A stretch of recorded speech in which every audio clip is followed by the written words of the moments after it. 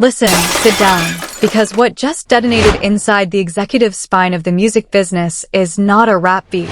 It is not a diss track. It is not a subliminal caption war on Instagram. What just happened is a full corporate execution wearing a bespoke suit, signed on a mahogany table in a private office, and stamped in red ink across every distribution ledger in hip-hop. And by the time we finish this breakdown, you are going to understand why every executive in every glass tower from Manhattan to Miami to Atlanta to Los Angeles to London is quietly locking their office doors, canceling their weekend plans, and refreshing a certain corporate registry filing every 90 seconds. Because 50 Cent did not fire another shot at Rick Ross this week. 50 Cent built a machine. 50 Cent built a machine that eats careers whole, digests them under fluorescent office lighting, and leaves the shoes in the hallway. And Rick Ross walked into that machine on a Tuesday morning, dressed like the biggest boss he told us he was for the last 15 years, with the entire culture watching in high definition. Now, hold on. I already hear the counter.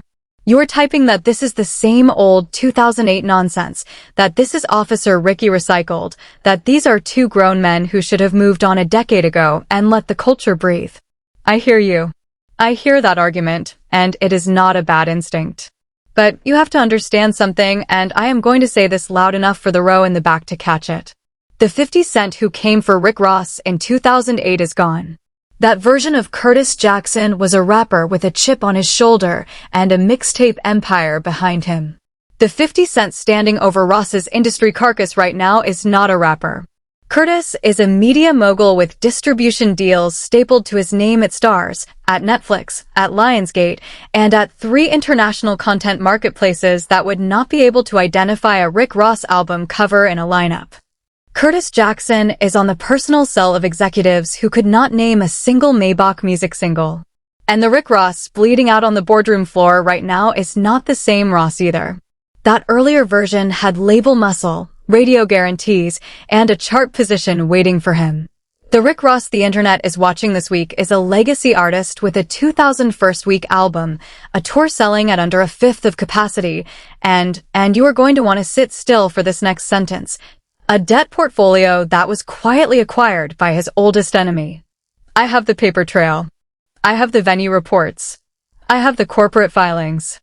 Stay here, because what surfaced in a Florida corporate registry submission at 5:45 Eastern this afternoon rewrites the entire map of who owns hip-hop.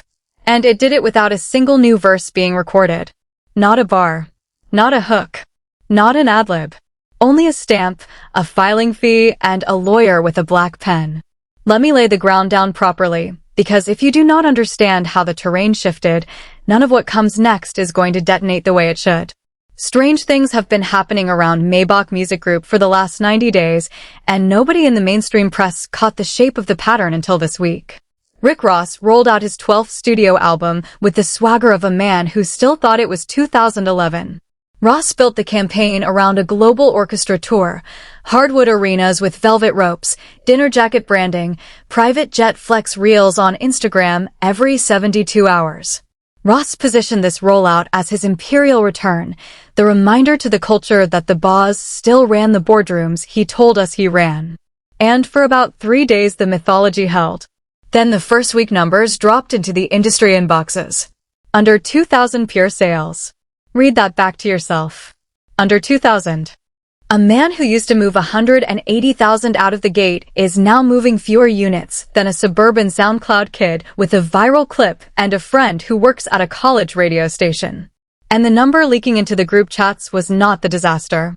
The number leaking into one specific inbox, the executive line at G-Unit Film and Television, was the disaster. Because Curtis Jackson has been sitting on this file for 17 years, waiting for the exact coordinates the universe just dropped in his lap. And this is where most people get the read completely wrong. Most people think Curtis is petty. Curtis is not petty. Curtis is patient. That is the distinction Rick Ross missed for a decade and a half. Curtis Jackson has been quietly compounding leverage while Ross has been posting yacht keys. And when the venue reports started coming in from the promoter side, arenas at 19%, at 20%, at 22% capacity, with front row tickets being papered through buy one get one promo codes, the mogul did not laugh out loud. Curtis closed the laptop, walked into a legal meeting he had scheduled 2 months earlier, and gave a single instruction. Not a diss track. Not a meme. Not a subtweet. An instruction. And in that instruction, the entire music industry landscape started to reroute around Ross the way water routes around a rock in a riverbed. Because 50 Cent does not need to beat Rick Ross on a song anymore. Curtis has been in the business of buying floors. The floor you stand on. The floor you sign contracts on. The floor you walk your artists across when you tell them they're going to be stars. And when you own the floor, the man standing on the floor is already inventory. He is already an asset on somebody else's balance sheet. He just has not been told yet. So here is where the room turned. On Tuesday morning, before most label executives had touched their first cup of coffee, a set of confidential legal notices went out from Curtis Jackson's corporate counsel to the boards of directors of 3 major distribution networks, 2 international venue conglomerates, and 1 dominant streaming platform. The letters were not threats. The letters were reminders. Reminders that G-Unit Film and Television's multi-year, multi-title production pipeline, which currently underwrites a not insignificant portion of the streaming and premium cable ecosystem, could be reevaluated in the event that these same partners continue to distribute, promote, host, or amplify Rick Ross's catalog and touring calendar. Read that sentence twice slowly, because the phrasing is doing more work than any diss track ever could. Curtis did not ask them to drop Ross. Curtis asked them to choose. And when you are a boardroom sitting on a 9-figure content pipeline with 50 Cent on one side and a 2001st week album on the other, the math is not math. The math is a formality. There is not one executive in that building who is going to protect Ross's tour dates at the cost of their own production slate. Not one. Watch the speed. By 10 in the morning that same day, an internal memo leaked out of a major international venue booking agency. 3 arena dates on Rick Ross's European and domestic route were placed on administrative hold pending, quote, a full operational and financial risk assessment. Venue underwriters cited insufficient advanced ticket velocity and elevated operational liability, which is the polite corporate translation of, we are not eating a loss on a man Curtis Jackson just informally blacklisted. The dominoes did not stagger. The dominoes went simultaneous. Streaming playlist placements began quietly vanishing from the new album by lunchtime. Programming executives stopped returning calls. Radio spins locked in for the weekend went unlocked. Sync deals in active negotiation went cold. And by 2 in the afternoon, William Leonard Roberts, too, had traveled from headlining Boz to industry contagion. From a name on a marquee to a risk on a spreadsheet. From a brand to a cautionary line item on a Monday morning risk review. That is not spin. That is the timeline. That is what 6 hours of leverage looks like in a marketplace that does not have time for your mythology. Curtis took his victory lap on camera because Curtis always takes the victory lap on camera. And this time the lap was cinematic. A single photograph, the mogul seated at the head of a long conference table, 6 executives in tailored suits flanking him, a leather portfolio open in front of him, a single fountain pen resting on the top page like a punctuation mark on a sentence he had been writing for 17 years. Caption underneath, 7 words, I told y'all I was cleaning house. Then 30 seconds later, the follow-up post, nobody is booking the fake boss. Labels don't want him. DJs don't want him. The bots got flagged. Pack it in, Ricky. The ride is over. I want you to feel the surgical language for a second. Not the ride is done. The ride is over. Present tense. Declared. Final. Curtis was not predicting Ross's collapse. Curtis was narrating the collapse in real time. And the culture, the same culture that let Ross wear the biggest boss title for 15 years, did not defend him. It piled on. It piled on hard. Because the optics were catastrophic. For a decade and a half Ross told us he ran boardrooms. In one afternoon, Curtis Jackson demonstrated who actually walked into them, sat down at the head of the table, and closed the door behind him. That is not a diss. That is a demotion.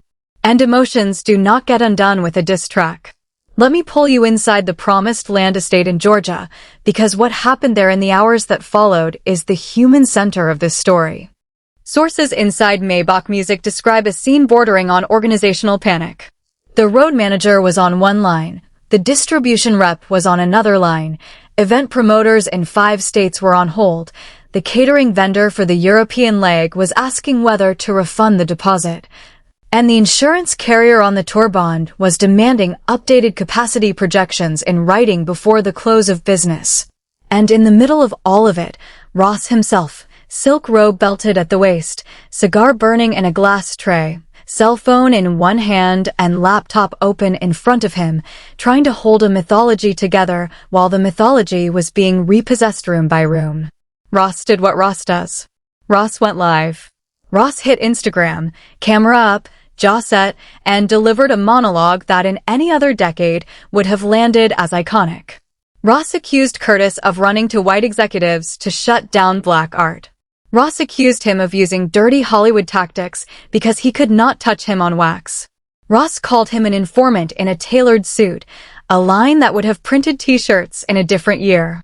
But this decade did not care. This decade watched a man in a silk robe defend an empire that was being liquidated behind him while he defended it. And that is a hard visual to unlearn. You cannot argue your way out of a repossession by rapping louder. You cannot bar for bar your way past a spreadsheet. Now stay with me, because this is the beat most creators are going to miss, and I need you to catch it. The blacklisting was not the story. The blacklisting was the smoke coming up out of the vents. The fire was underneath the whole time, and Curtis Jackson lit the match 7 years ago. At 2:30 in the afternoon, an entertainment reporter published a bombshell that froze the industry mid-sentence.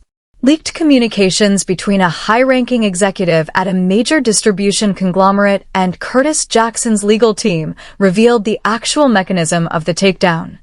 His investment group, a quiet vehicle registered under a chain of corporate shells running through Delaware and Wyoming and the Cayman Islands, had, over the last several years, been acquiring the distressed debt portfolios of a former distribution partner that Maybach Music signed with back in the early 2010s.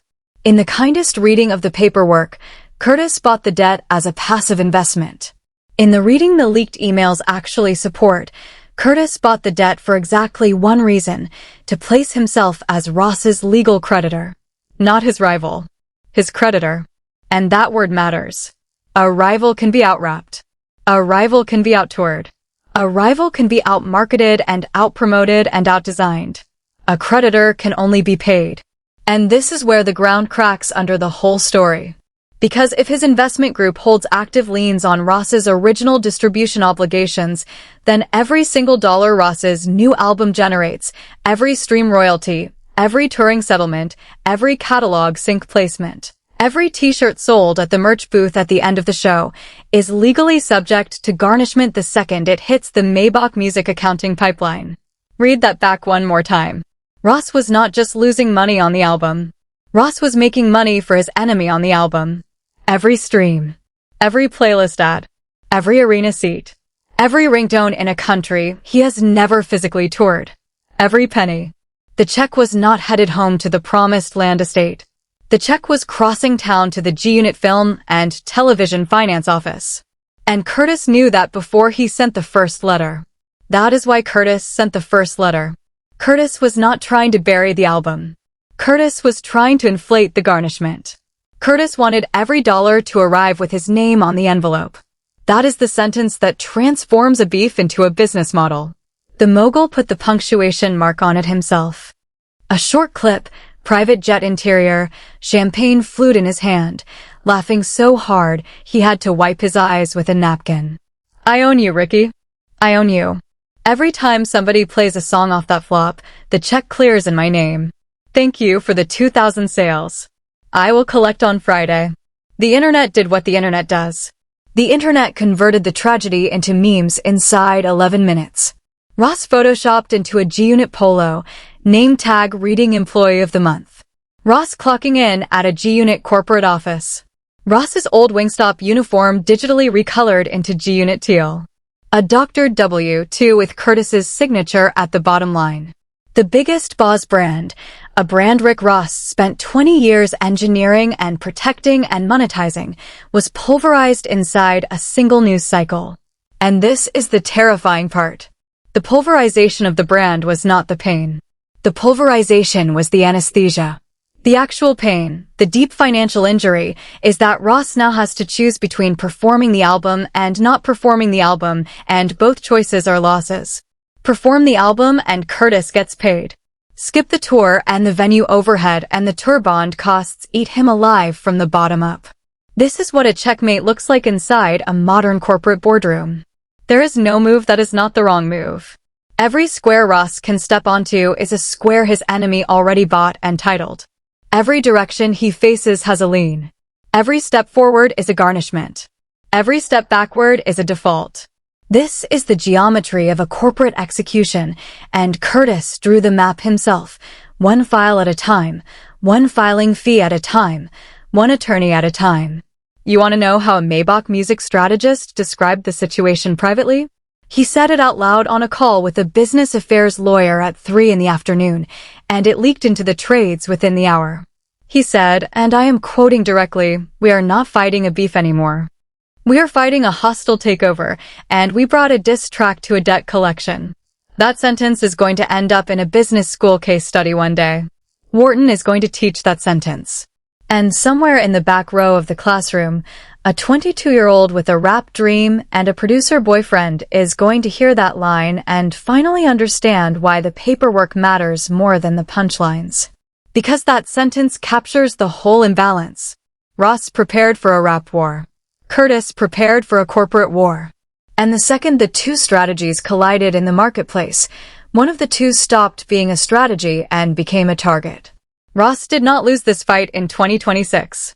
Ross lost this fight in 2011 in a conference room he did not personally attend, on a document his own attorneys asked him to reread, and he did not reread. Now the story darkens further because Ross's team did what any cornered organization does. They filed. Late in the afternoon, his legal team announced an emergency federal lawsuit alleging tortious interference, predatory corporate harassment, and illegal restraint of trade. They asked a federal judge for an immediate injunction against the debt enforcement mechanism. On paper, that is a competent legal move. On paper, that is what any qualified counsel does when the client is bleeding out. But paper does not know Curtis Jackson. Paper cannot warn you. Paper cannot flinch. Paper only knows what it was drafted to know, and Curtis's paper was drafted by attorneys who have been quietly preparing for this exact filing for years. Because his legal team responded with one sentence. One sentence. That is all. Quote, "We welcome the litigation, as discovery will require Rick Ross to submit 10 years of unedited tax returns and offshore financial records under penalty of perjury." End quote. Let that sit in your ribcage for a second. Because that sentence is not a legal response. That sentence is a nuclear deterrent placed on a table. Curtis is not saying, "We will beat you in court." Curtis is saying, "We will open your books in court, and everything you spent 20 years dressing up will become a matter of public record." For a man whose entire brand is built on the perceived scale of his wealth, discovery is not a legal risk. Discovery is an existential one. If the tax returns say what the industry has whispered under its breath for a decade, that the promised land estate is leveraged, that the Wingstop franchises are on a consigned credit line, that the jet is a lease and not a title, that the offshore accounts do not match the numbers the songs report, then Ross does not lose a lawsuit. Ross loses the mythology. And in hip-hop, the mythology is the collateral. There is no comeback from a discovered bank statement. Because the moment those documents hit the docket, they hit the timeline, and every A&R, every promoter, every festival buyer starts pricing him the way you price a used car with a title problem. All right, breathe with me, because we are about to reach the piece that turns this from a hostile financial siege into a full-blown historical corporate takeover. This is the piece that is going to keep music industry lawyers awake for the next 6 months. At 5:45 Eastern this evening, a corporate registry filing surfaced out of the state of Florida. A newly formed investment group, organized under a Delaware LLC with a registered agent in Tallahassee and filing counsel in Miami, submitted a formal buyout offer for the full Maybach Music Group trademark, portfolio, and catalog rights. The filing states the investment group has already acquired a controlling interest in Maybach Music's underlying debt obligations from a mix of institutional lenders and secondary market debt buyers. And if Ross defaults on his upcoming liability payments, which, given the tour freeze and the streaming audit, is not a hypothetical, that is a Tuesday, the investment group is positioned to convert the debt into equity. Ownership, brand, catalog, masters. The whole ecosystem. The whole 17-year story, priced at the number listed on a foreclosure docket. Sit with that valuation for a second. Because the number on a foreclosure docket is never the number the artist believes his empire is worth. The person selling is never in the room. The person buying is never emotional. And the price is always lower than the mythology said it would be. Read the next detail slowly, because the room goes quiet here. The principal managing director listed on the corporate filing is a high-ranking attorney whose day job is chief legal counsel at G-Unit Film and Television, which means the vehicle acquiring Maybach Music is not a passive investor.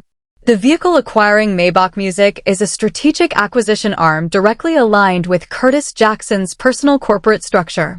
Curtis is not just blacklisting Ross from the music industry. Curtis is trying to legally purchase the empire that made Ross Ross. If the buyout closes, and given the debt position and the timing and the venue collapse, the if is doing very light lifting, Curtis will own the Maybach Music Group name, the back catalog, the master rights, and by extension the branding infrastructure of every project Ross has released since 2009. Curtis will own the logo. Curtis will own the trademark. Curtis will own the tour name. Sit with the moral gravity of that for a second.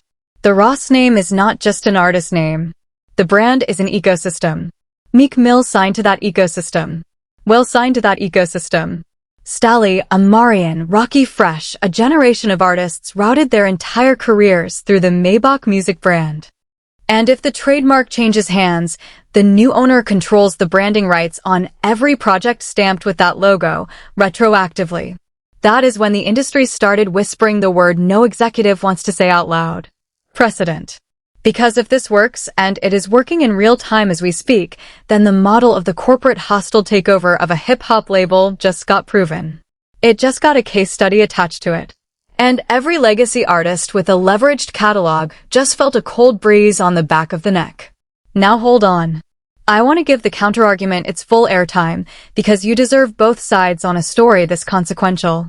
There is a legitimate camp, a serious camp, not a trolling camp, that says Curtis Jackson has just weaponized private capital in a way that threatens every independent black-owned label still standing in the game. If a media mogul can quietly buy up the distressed debt of a rival, engineer a public revenue collapse, and then convert the debt into ownership at the moment of default, then no independent label is truly independent. That is not paranoia. That is Wall Street. That is what leveraged buyouts have been for 40 years in every other industry. What is new is watching that mechanism land inside hip-hop in real time, with the executioner giving the play-by-play from 38,000 feet with a champagne flute in his hand. And whether you cheer it or condemn it, you have to acknowledge the shift. This is not the same industry it was on Monday morning. Something structural moved this week. And structural moves do not move back. This is the difference between a bad news cycle and a paradigm change. A bad news cycle heals. A paradigm change rewrites the textbook. The other camp, Team Curtis, and it is a large and loud camp, argues something different. They argue this was earned. They argue Ross had 17 years to sharpen his corporate game the way Curtis sharpened his, and instead spent that time sharpening his catering budget and his Instagram lighting. They argue that boasting about ownership on wax for a decade and a half without actually holding structural equity is exactly the kind of costume that eventually gets torn off in a boardroom by somebody who never got the memo about beefs. They argue that the mogul did not cheat. Curtis read the game.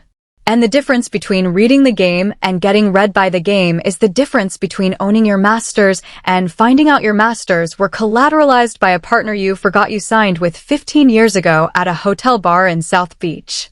Both camps are technically correct on their own terms. Both camps miss the deeper story.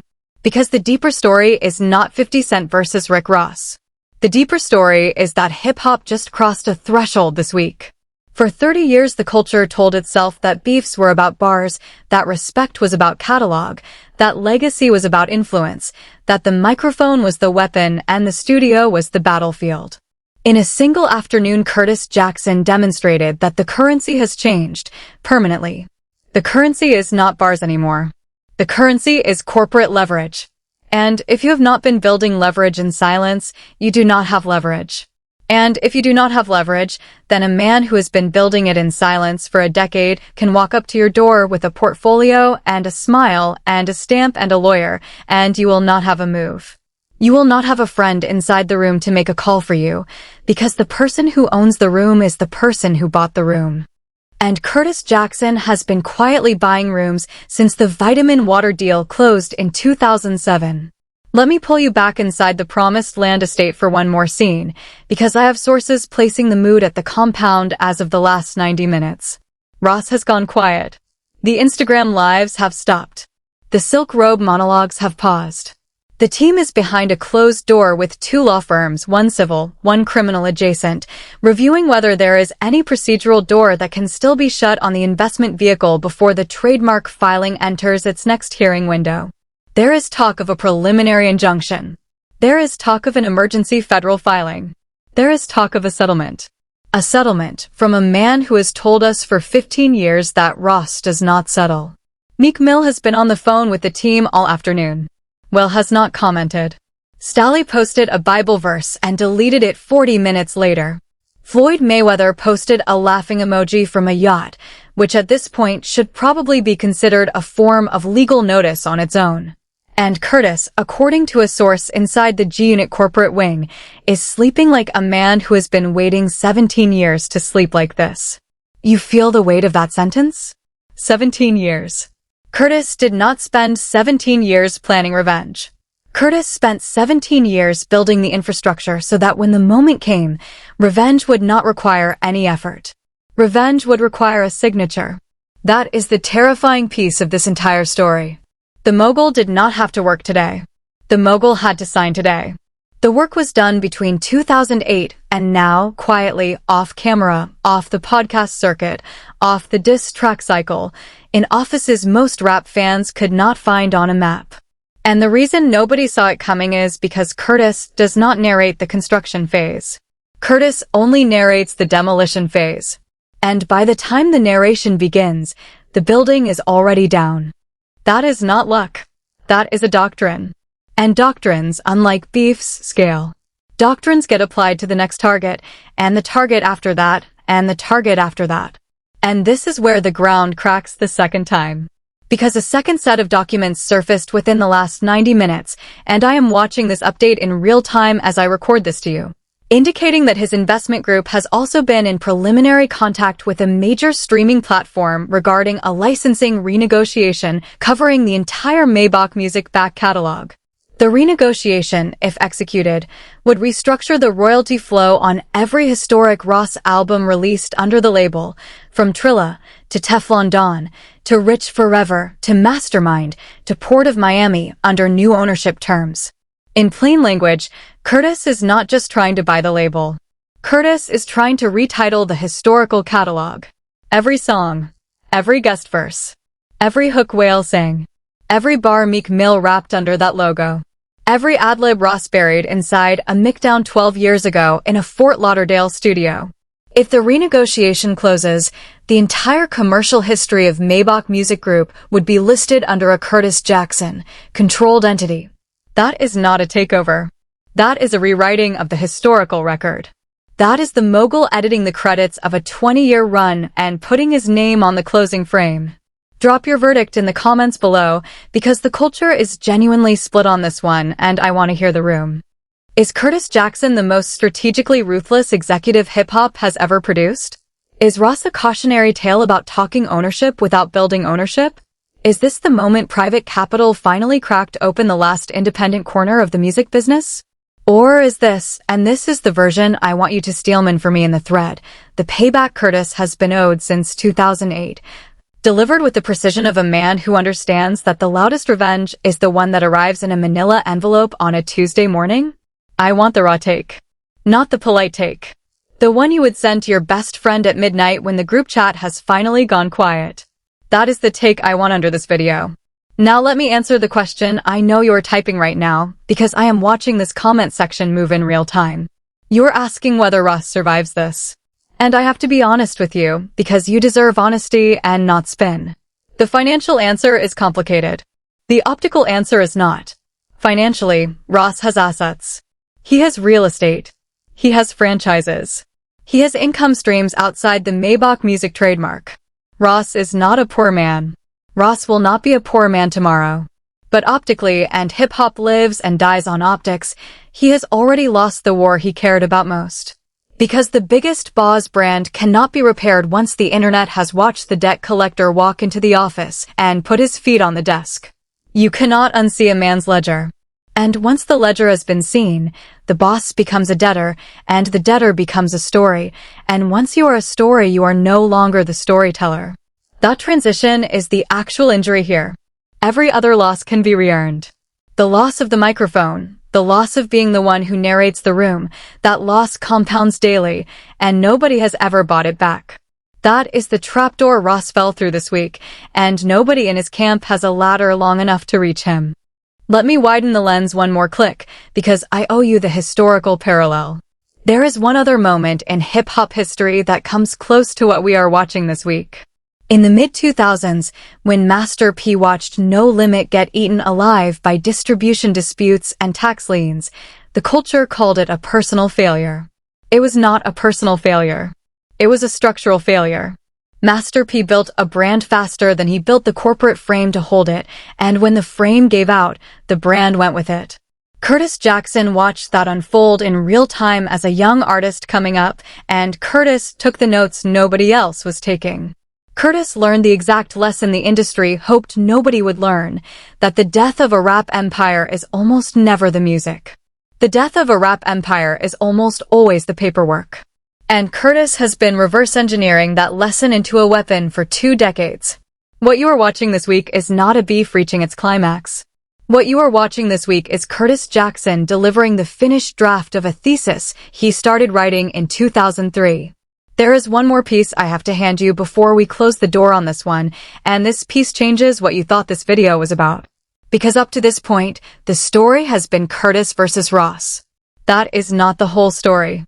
The whole story is that the mogul has just published the playbook for the next decade of hip-hop corporate warfare, and every executive at every major label is downloading that playbook right now, silently, from a private terminal on a locked floor.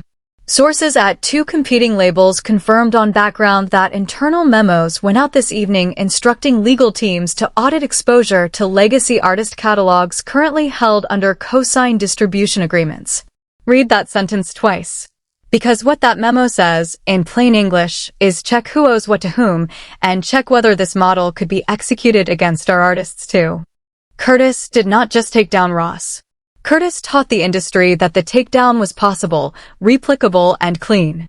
And there are at least 8 legacy artists, I will not name them tonight, but I will name them in the next breakdown, whose catalog structure looks eerily similar to what Ross's structure looked like on Monday morning. 8 men who used to sleep well. 8 men who are not sleeping tonight. 8 men whose lawyers are drafting the same emergency memo Ross's lawyers were drafting 6 hours ago in a room they did not want to be in. And here is the part that should chill you all the way through. Because I have been on the phone for the last 3 hours with people I trust in this business, and every single one of them told me the same thing in different words. This was never about Rick Ross. Ross was the demonstration. Ross was the pilot episode. Ross was Curtis Jackson proving the concept to a room full of investors who now have a case study, a template, and a proof of concept sitting on their desks. And once you have a template, you do not stop at one target. You stop when you run out of targets. Which means the next 12 months in this industry are not going to look like the last 12 months. The next 12 months are going to look like a season of a crime drama Curtis Jackson himself would executive produce. Because in a way, Curtis already is producing it. He is producing it in the corporate registry filings. He is producing it in the venue blacklist. He is producing it in the streaming catalog audit. The show is already on the air. The audience just did not know it had premiered. We are landing the plane now, but I need you to stay with me for 30 more seconds, because what happens in the next 72 hours is going to be the whole game. If a federal judge signs the injunction Ross's team filed this afternoon, the debt garnishment mechanism gets paused, and the mogul has to slow down, at least on paper. If the judge denies the injunction, the trademark buyout window opens, and the Maybach Music Group name changes hands before the end of the fiscal quarter. Two outcomes. One binary decision by a single federal judge in a Florida courtroom that most of you will not be able to name by name tomorrow. And whichever way the ruling lands, the shockwave hits every catalog owner in this business. Do not let anybody tell you otherwise. Do not let a single podcast host frame this as a personal beef, because that framing is a lie of omission wearing a bow tie. This is a leveraged buyout in beef clothing. That has always been the trick. That has always been the point. Punch that subscribe button, because this story is not slowing down for anybody. Crank the notification bell, because we have sources placing the injunction hearing sometime in the next 48 to 72 hours, and I will not sleep until I have the ruling for you the second it drops. I am watching this in real time. I have people inside 3 of the parent companies. I have people inside 2 of the legal firms. I have a friend who works catering at the venue where the emergency Maybach meeting was held tonight, and I know exactly what time the last car left the parking lot. The second a courtroom moves, we are moving with it. Part 2 of this breakdown is already in production. Part 2 is where I name the 8 other legacy artists whose catalogs may be next on Curtis Jackson's whiteboard. Part 2 is where I break down the offshore corporate structure the investment vehicle is actually built on, entity by entity, jurisdiction by jurisdiction. Part 2 is where I show you the 7-page contract clause from 2011 that made every single dollar of this possible. Because once you see the diagram, you are going to understand this was never a beef, and this was never going to be anything except this. Drop your verdict in the thread. Did the mogul finally deliver the 17-year receipt, or did Curtis Jackson just weaponize private capital against black-owned music in a way we are all going to regret in 3 years? Did Rick Ross deserve this, or did the culture just witness a public execution dressed up as a rap feud on a Tuesday afternoon? Did the industry get exposed, or did it get taught? I am reading the comments tonight personally. I am replying to the sharpest takes. Tell me who wins. Tell me who loses. Tell me what happens to a culture that just watched a man buy his rival's empire and stamp his own name on the front door before the paint on the old name had dried. Because whatever you think the answer is, I promise you the truth is uglier, sharper, and more historically consequential than anything you have seen in this business in 20 years. And I will be the one telling you when it lands. Stay locked in. Stay sharp. Stay skeptical. And whatever you do, do not blink.